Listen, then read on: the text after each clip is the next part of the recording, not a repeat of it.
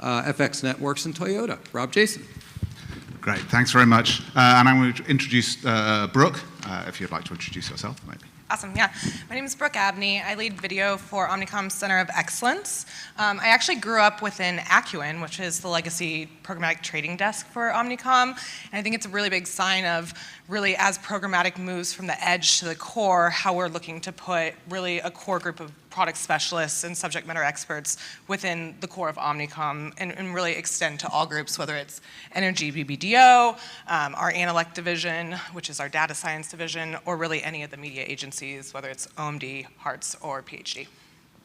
Great, thanks. And Josh, we already met. You already met me. So I'm going to start. I thought, your presentation was great, thank you. And I thought, your focus on the consumer experience rather than performance was fantastic and exactly what we want to talk about. So a little bit, how do you then work that balance, or your two experiences, and I'll talk about mine afterwards, in terms of affecting that change of being able to use programmatic, but in a way that relates to a consumer experience or a branding capability, rather than a performance capability, which is typically, well, I guess, the default. Yeah, I think it's going to be of huge value as we think about, so much of the consumer experience for the brands that we work with, these sort of big CPG brands, is so diffuse. Like, they don't need to come to our owned properties to buy us. They don't need to come to us to purchase. Their experience with the brand is very sort of moment in time, particularly online. They'll see broader video content in a more linear environment, but then as we get into all of these other places, how do we show up? And I think in the past it was trying to be very consistent in that communication. We've gone through the matching luggage sort of spider chart era where we were trying to get aligned first from a creative standpoint, but now we're looking at, how do we take that idea of the brand and its creative platform and transform it into something that is more relevant based on what I know about you, and have that sort of relevancy mean something. So that's, I think where it's going to be most impactful is it's going to make each of those individual points potentially, mean more, make you more visible, more valuable. Have you thought about how you measure that? How do you, because that's the tough one, right? Is then coming back and being able to say, okay, and I can give some set of performance. I thought Missy at the beginning, talking about EA, was talking about this effective reach metric as one way of thinking about it. Yeah, I think the effective reach makes sense to me in a certain way from a media perspective. Like, are we delivering what we brought? From a creative perspective, I don't know what to do with that idea. And I think that's part of the challenge in this system is, our brand marketers are being told use more data, be more responsive. There is very few mechanisms in the system to allow for that in a meaningful way. So we're just trying to get to, over time, really simple, basic understanding of how different types of touch points contribute to the overall whole, to the conversation earlier about multi-touch, really looking at that as a way to figure out how to build that into, sort of the brand operating system.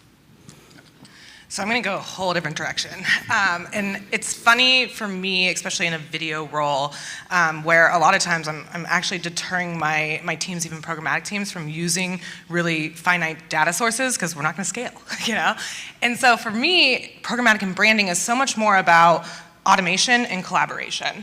And if we take a step back and really look at, I actually, before Omnicom and Acuin, I was in the ad network space and DSP space. Nobody talked about whitelists until like 2 years ago.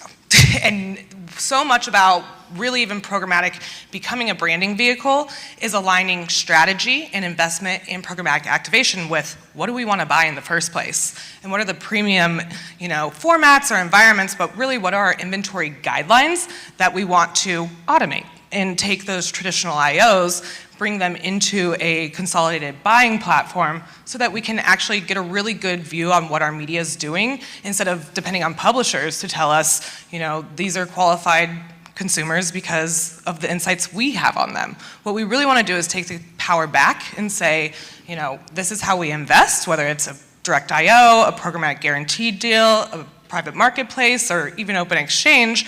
But really it's about understanding, having a very holistic view of our consumer in order to then make any future investment decisions, which were typically more branding decisions, right?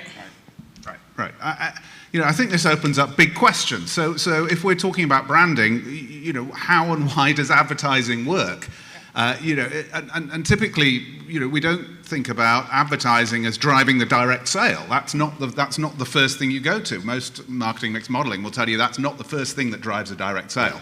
An Australian marketing professor, Byron Sharp, who talks about how brands grow, will say advertising is not about sales, it's about differentiation, about making sure that your brand remains differentiated, and there's a whole lot of other triggers that the brands can use to drive the immediate sale and to convert. And if that's the case and we want to think about programmatic for branding, then there's a whole lot of different metrics or at least triggers that we should be thinking about first. One of which being context. So, absolutely. And kind of elaborating on my last comment, but then going forward, and I think even talking to how we've reapproached the brief altogether, programmatic, people think about it as a what, and it's not a what, it's a how. It's how are we transacting. So much about what I do is I go and I talk to our video investment teams. We call them video, but they primarily buy TV. So I tell them, how can we start to buy TV environments digitally? It's not Acuin in the olden days or the programmatic team versus a CBS buy or versus an NBC buy. It's how do we use programmatic pipes to enable that inventory in a more digital world. What was the first part of your question? Well, I guess where I was getting to was, we were talking a little bit about branding, and one of the challenges to some of the vendor partners who are here, who are third parties, when you're talking about a lot of programmatic coming in house, is oftentimes I don't see much discussion about context. Yep. I see a lot of discussion about audience segments, and those audience segments that can be repeated in a lot of different ways, but how that is served up. And I guess I kind of referenced, I was thinking about what Yogi said on advanced auto parts with, the AI that led to the discovery of YouTube and how people were using YouTube and how do you want to integrate your brand into that. Yep. And then how are we thinking about those segments in context of delivery, I think is an important part if we want to move to branding. Yep. And so I think I'll answer both my original point and then your next question too, and then I promise I won't talk the whole time. I think it goes back to, you have to really break apart the brief, and not only the brief, but then how is programmatic being perceived to all parts within the marketing strategy. So if programmatic is just another line item, and are we hitting the CPA, yes or no, well, then we can't really break apart the different stages of the funnel and the different KPIs that we should be associating with each stage. I think when we look at contextuality, that is, higher in the funnel and we have more appropriate KPIs that we can associate, but it's also taking risks. The question that I posed earlier, innovation versus measurability. I think some of the things that in branding in the more traditional world, you were able to take those leaps because, the big idea was there, and some of the times programmatic is a little bit handcuffed because if we can't prove that effectiveness with the measurability immediately, then we aren't able to take those leaps. And so I think we have to actually lean on contextuality and knowing, those publisher audiences as well to say, if we need a cord cutter audience or we need to hit that Gen Z, then we know those, innovative platforms that are going to help us get in front of our audience, even if we can't say with a cookie-based measurement that that's indeed the individual that we hit. I think this gets to a little bit of what sometimes is challenging. When you say context, what do you mean exactly? What is that, from your standpoint, what does that mean? Because I think sometimes there's the translation of it meaning different things. The environment in which the message is served. Yeah, I like you were saying before, the consumer experience as is you can't limit the consumer experience to just the segment, like the audience, the hand-raising audience who says, "I'm in market to buy a new car," or whatever it is. That's a segment. That's great. But the way that the ad is served, when in the olden days when we used to do advertising, people would sell on the context of where the ad was placed, right? Not just the audience you're getting to. And I think that's part of this evolution is figuring out what's the real value. I mean, we work with a lot of home cleaning brands, and the classic sort of targeting approach is to be in those environments. But how many people really engage in home cleaning as a category from an online behavior standpoint. Like, we have, specialty cleaners that, whether it's glass or wood, like, how many people are really searching for glass cleaning? Like, that gets to the heart of the consumer problem, which is people don't think about that as a specific type of cleaning anymore. So you have to figure out what's your way into that audience in a way that can be relevant, because to grow, targeting that group is not necessarily the best possible path. I mean, it's part of the mix, certainly, because there are people who are clearly interested, but that's not the bigger business problem that you're trying to solve. And hopefully the AI portion of the process is the one that leads you to those behaviors pre somebody being in market for a glass cleaner or whatever it may be. Right. And it's the being owner able of to different identify. properties, the distance from the length of time that they've had between different things, the number of kids they have in the household, all of those things are high indicators that they might be interested in the brand. Or it's looking at it from a totally different standpoint that says, a clean home is a part of a broader wellness sort of way of feeling about yourself and your environment. So how do we understand more about our consumers in those contexts in a way that allows us to be more relevant in a different way in? That's some of what this kind of conversation helps unlock. So Brooke, you had a point you wanted to talk about cross-agency collaboration as well with video budgets. Do you want to kind of talk about that a little bit? Yeah, I think for us, one of the biggest successes we've had really bringing in, I'd say, more video dollars to programmatic, but upper funnel tactics in general is really the notion of premium guaranteed and being able to work with whether it's more traditional investment groups like our linear teams or even teams traditionally rooted in direct IO investment. We were really able to use programmatic guaranteed as that bridge and really to make everyone feel comfortable that strategy, those adjacencies, a lot of the targeting that publishers had typically done on their side is maintained. But again, it allows us to bring things into a centralized buying platform to get that really top-level holistic view on how these different supply sources are interacting with each other. I think it's also been an opportunity, especially within the upfront, which typically, what I've said in the past is that upfront is synonymous with direct IO, which in the way that consumption is happening, publishers should be terrified about that because their direct IOs are only going to get smaller. And what we've done at Omnicom is really taken the control back into our hands and said, we still want to maintain these publisher relationships and investment levels, but we want to control how we transact. And Programmatic Guaranteed has really been that vehicle to say, publisher, you get your upfront budget every year. We're still going to play by that October through September schedule, but we want to invest XYZ and across different publisher or portfolio groups. And what we're able to do at the holding company level is maintain our leverage. And actually, programmatic in a holding company is pretty terrifying because it really levels the playing field. But we have to maintain that, or make sure that we're maintaining our marketplace edge and maintaining, negotiation advantage, whether it's discounts to hedge for tech fees or really just keeping priority with those publishers, whether it's like a priority look in their ad server or just a rate preferential. So really long story short, I think PG is a way where if your teams aren't working together, it's a really good way to start that conversation and get the education of programmatic 101s and basics to eventually get to a more decisioned or advanced state with your programmatic media. So, Josh, do you have a role to play in within the guaranteed inventory as a creative? Are you trying to stitch together that consumer experience and what programmatic within the agency portfolio is the right one? Realistically, not directly. I think for us, this idea of collaboration and where do we sit in this, I think there's two places.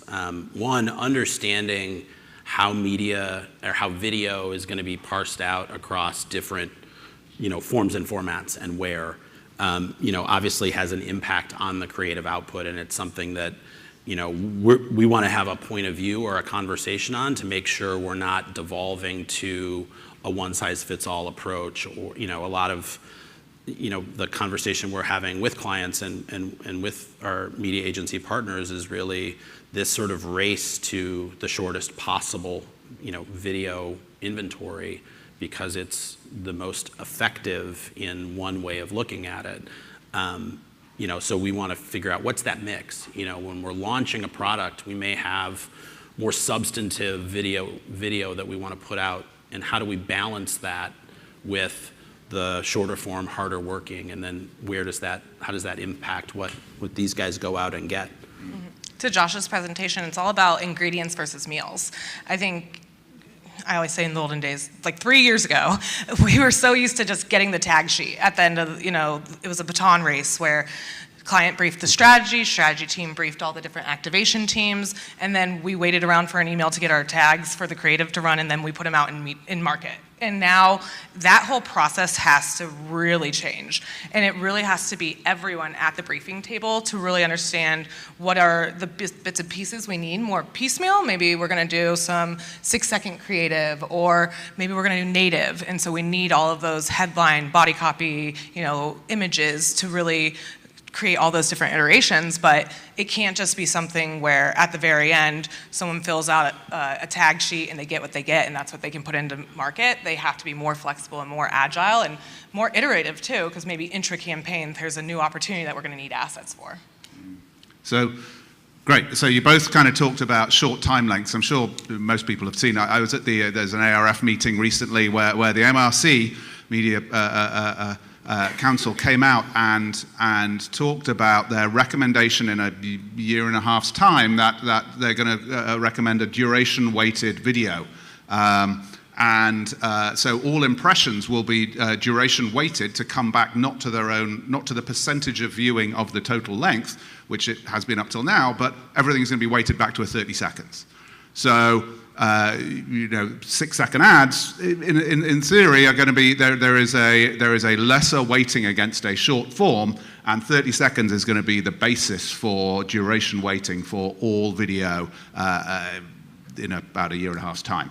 Now, I think that has some quite serious implications, especially given how I think consumers are changing. But what are your opinions? Well, I think it seems strange to base an entire system on a singular format that is, we make so many fewer of those types of, length videos, that it at the highest level, not being immersed in that stuff every day, it just seems strange. But part of this is recognizing, regardless of the system, it comes down to understanding consumer behavior and viewership, where they're going to see that video, and making sure that it's built appropriately. That needs to be more central to our core creative process. This idea that I'm going to create this 30-second novella that gets to the big reveal of the brand at the end, is something that we're sort of constantly redirecting people back to the practical reality of nobody wants to see your commercial. So how do we get you credit for it by going in with something that's interesting at the beginning, and really rethinking that story arc is something that we're just going to have to be laser focused on. You would say categorically that branding is relevant to the individual. So branding is as possible with a 6-second as it is with a 30-second or a 90-second. It's just how you tell that story. Yeah, I think it's using it in context. I think if you're, what's the business challenge, and then what is the role of that quick hit? Is it in support of something bigger, something that we feel confident that they've seen somewhere else? Really understanding that interplay of we're putting something bigger in the marketplace, it might have weight earlier, and then let's retarget those people with something that is more hard-hitting, that might be more focused on driving direct conversion. But we don't want to get into it where we're just using that one unit, that one way to tell a story, and expecting it to work everywhere. Brooke, what do you think about the 30-second duration weighting? Do I think that viewability and completion rates are the best way to measure video right now? No. Do I think 30 seconds is the right mark? No. I think it's so individual, like brand by brand, and I think you have to take your vanity metrics, which are, how is your media performing in market, how is it being judged, et cetera, but then everything has to be tied back to your brand goals, and whether it's a brand lift study or some more granular, read on actual return on investment, I think it's important to have that measurement framework versus, just looking at very, very top line metrics. So and we all know our attention spans are only getting shorter, so I would say I wouldn't take 30 seconds. It seems a little bit longer, but I don't know what the exact right number is. I would also definitely probably incorporate more like audio aspects as well. So I don't have the right answer, I have opinions. Right. So I guess this is a consultation period with the MRC, but they've definitely put the stake in the ground to say that their aim is, along with all the other measures, which I don't think people are arguing about, which is all pixels in view and full duration and audio and all that other kind of stuff, that you're going to weight the impressions by their percentage of a 30-second, and that I find slightly troubling because, as you say, people are changing and the platforms by which ads are served are changing, and yet we're trying to maintain a status quo on a metric that is not probably as current for younger people. For those people who've decided to become cord nevers, that 30-second ad is a bit of an anathema. Right. True. Yeah, I think it's again, it comes down to, and I think part of the challenge in this broader ecosystem is you have platforms and partners looking at results within their own ecosystem and presenting that as the gospel truth for every brand, every business, and that just is, I think, it's important for every company and brand to find their own path through this, to invest the time and energy to measure appropriately for your business to get your own answer, because the answers that are being put out in the marketplace, sometimes you feel a little whipsawed as you go from, no, it needs to be short, but it would be good if it was longer, depending on whatever their sales strategy is at that moment. And I think for me, I struggle with this answer because I've seen really effective creative, that's 15 seconds sound off, like Gatorade does some awesome things where like all the sidelines are writing the text out and whatnot. That's cool, but if you're not going to have like a very thoughtful strategy to how you're developing that shorter creative, then you're not going to be successful from day one. We have time for questions. The panel.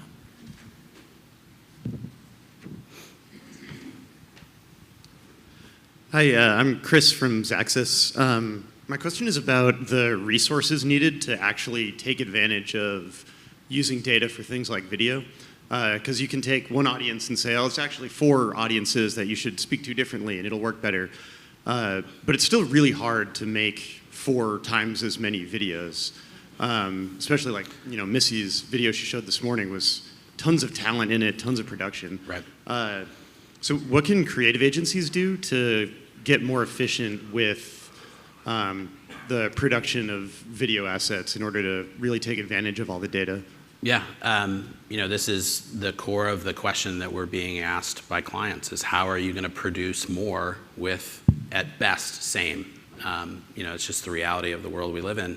I think it's incumbent on us to be really understand where meaningful impacts can be provided. And that may be accepting that certain levels of the buy and forms and formats are going to be based on consistent templates. Like with all of our CPG brands, we've historically lived in a world where each campaign you've got new display. Why? There's so much truthfully, there's not that much variation realistically. And the time that we save in having to sort of reconceptualize something that is in all practicality, very consistent. Just, build that thing for the year. Recognize that you're going to flow different themes and language and products into it, and then focus your energy higher up. And doing the same with some video. Thinking about some of the 6-second things that we do as this is going to be at a very brand level. We're going to give ourselves some measure of flexibility to work some things in and out, but we're not going to consistently go back to redoing stuff like that. And that's part of the cultural shift that we have to sort of work internally. People like to make stuff, and they see it as we have to as a leadership team and as an agency, celebrate the more systems-based approach to creative when it is appropriate for brand business, and not always hold up the bespoke, piece of film that was 3 weeks of production, and really say, look at this team that came out and looked at this system and really drove measurable results, and celebrate that. And I think, that's the task that we have. Yeah. To build on that, I would also say, from an activation standpoint, almost all DSPs have some sort of automation and bulk upload tools where if you're not setting up the campaigns in the first place to get those granular reads on which audience are performing the best, then you can't really give your creative teams those insights to then develop better creative or, get a leg up to begin with. So it's really about being aligned with what are the creative teams trying to understand from their creative insights into how do we set up the best framework in the DSP to really get those learnings quick.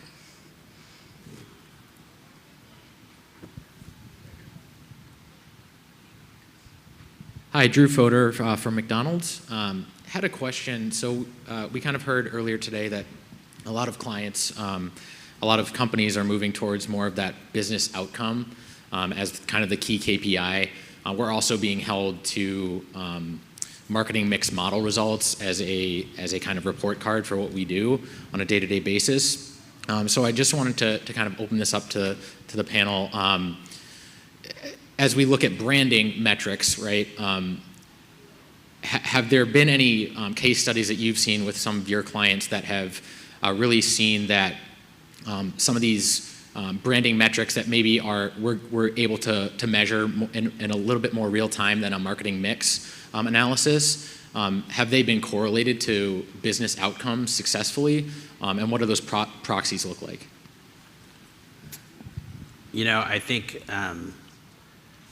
there is still the ability to see and read the impact of brand for people who are exposed to content, and that hasn't really shifted. I think what we've found is for some of our brands, the historic reliance on those things was a proxy and missing sort of the underlying point. We've got cleaning brands that have 90% awareness.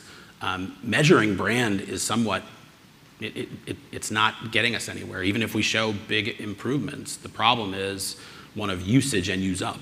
So I think it's keeping an eye on it at a macro level to make sure that what we're doing is visible. I think as a measure, branding is a good measure of, is your work being seen? But also thinking about it in the broader context of where does branding leave you short in the diagnosis or understanding the problem that you're trying to solve.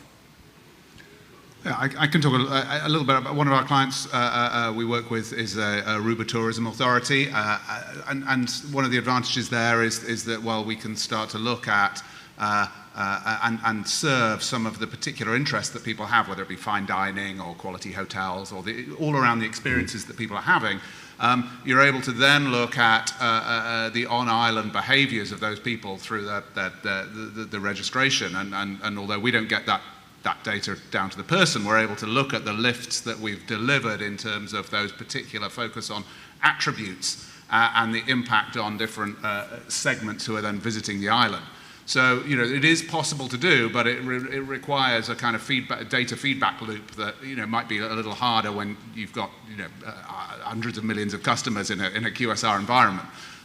But if you can take a sample of those people and then start to figure out that feedback loop, I think you can definitely include that, probably more in the attribution than in the MTA space, as part of a response metric. I wanted to follow up on Josh's example of your window cleaner. Short of Rob's suggestion that ultimately we may have AI that would help give us some sort of predictive signals of that shopper, what are you doing now through the data-driven channels to identify and advertise to that that prospect? Yeah, it's something that we're trying to actively solve. What's the right way in to bring that brand back into people's headspace when it's time to do these things? Some of it is just core education for the people that are looking and putting that in front of them, and to the point of, knowing when people are in those spaces, whether it's recency, whether it's, when we know they're going to be making a trip, and making sure that if it's that idea of stock up being something that we're looking at, and but it's not something where there's we have a path that we're just trying to kind of test multiple approaches and see over time what starts to drive forward on problems like that. Rob, panel, we're going to move into a roundtable on this very topic. Thanks.